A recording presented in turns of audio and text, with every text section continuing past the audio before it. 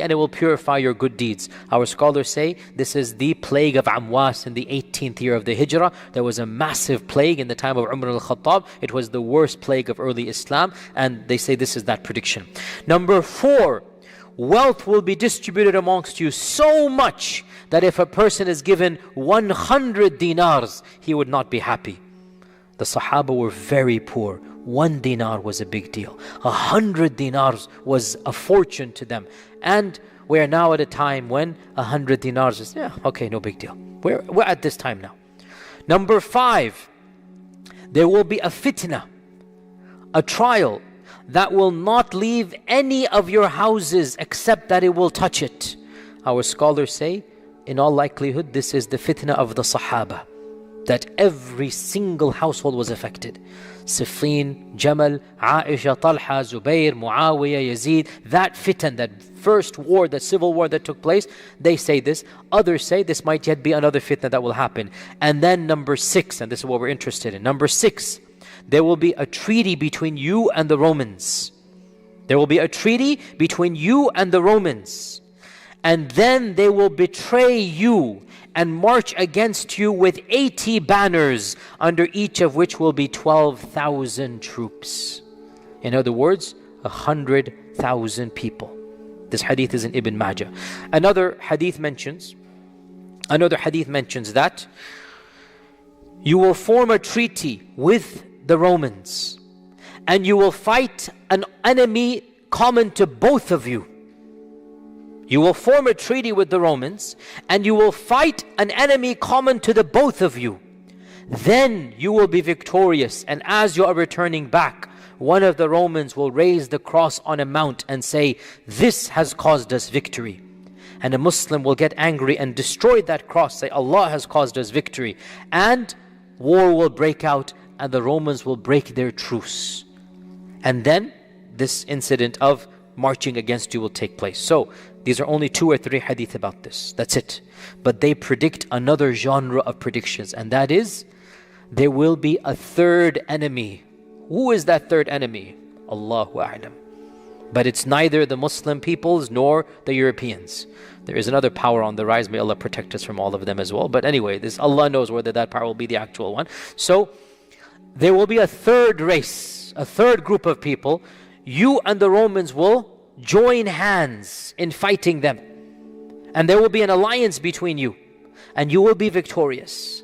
Once that enemy has been gotten rid of, then the Romans will essentially break their treaty with you because of this minor skirmish where a Muslim said, "No, it's not the cross," and he destroys the cross, and it's between 2 people, but the Romans will take that as an excuse to destroy the treaty, and they will then attack you. They will march against you with 80 banners. Now, many of our modern scholars say this must be a reference to the modern United Nations or whatever. I say Allahu A'lam, Allahu A'lam. But 80 flags. 80 flags on one side. Every flag has a major 10, 12,000 people. That's a major war. So this is another prediction of a great Armageddon that will take place. And Allah knows best. Now, again, is this the Armageddon or is it one of them? Again, it's all cryptic. Allah knows best. It can also be said, and this is a valid interpretation, I'm not denying it at all. It can also be said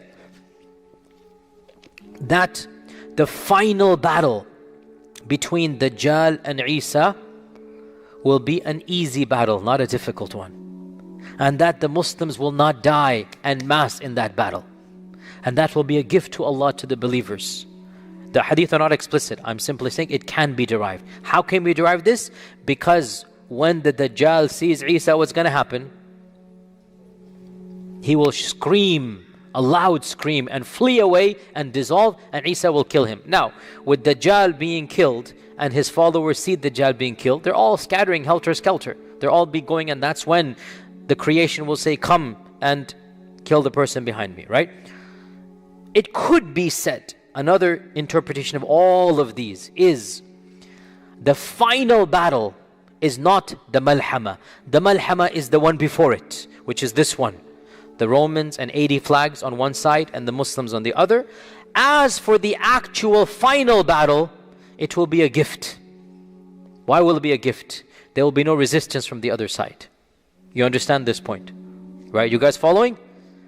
I've given you multiple interpretations. Allah knows best. Now, before we conclude, very briefly, what is the Christian understanding of the Armageddon? The word Armageddon is a Greek word that itself comes from a Hebrew cognate and a Hebrew origin word, Har Majido.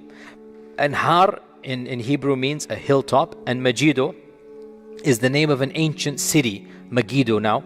It's the name of an ancient city that now falls in the land of Israel, the territories and whatnot. And this city of Megiddo, it is close to the modern city of Haifa, Jaffa, and of Nazareth. The city of Haifa and Nazareth, it is north of Jerusalem. And this, even in pre-biblical times, even in ancient times, this was a city that was inhabited by the ancient Canaanites. It's been inhabited by 7,000 years, one of the ancient cities of the world. And the Bible mentions the city of Megiddo multiple times. And there are cryptic references in the book of Revelations that there will be this massive war. What the book of Revelations, by the way, is a book in the Bible in which there are predictions for the future. Ashrat al-Sa'a for the Christians is in the book of Revelations.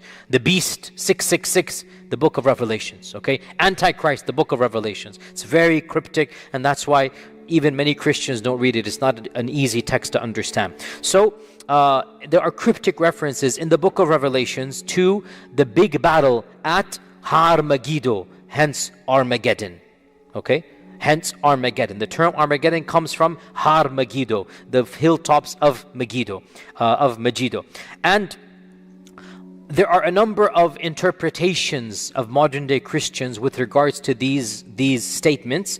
Many Christians, this is the default amongst the non-Protestants. Many of them, they just reject this. These are just tales. They don't believe.